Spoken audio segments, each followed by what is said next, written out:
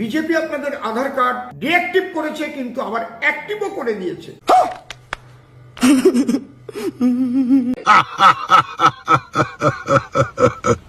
Wake up to reality. এই কথাটাই তো আমি বলেছি। আমি কি অন্যায় করেছি?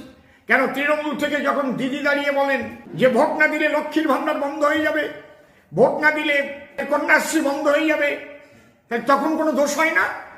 আপনাদের কর্তব্য, যদি আপনারা সত্যি এই ভারতের নাগরিকত্ব পেতে চান, আমি আপনাদের সঙ্গে আছি। আর একটি ভোট অন্য কোথাও দেবেন না, দেবেন না, দেবেন না, চোখ বুঝে পদ্ম ফুলে পারবেন। আজকে যদি আধার কার্ড আপনার না খুলতো, আপনি কি করতেন কি বলুন তো? আপনাদের করার কিচ্ছু ছিল না, কিচ্ছু ছিল না। আন্দোলনে নামবেন, সঙ্গে সঙ্গে অ্যারেস্ট হবেন। আপনি তো বিদেশি, আপনি বাংলাদেশি পাসপোর্ট করে নিয়ে এসে এখানে থাকতে পারেন না ভিসা শেষ হয়ে গেলে। আপনি বলবেন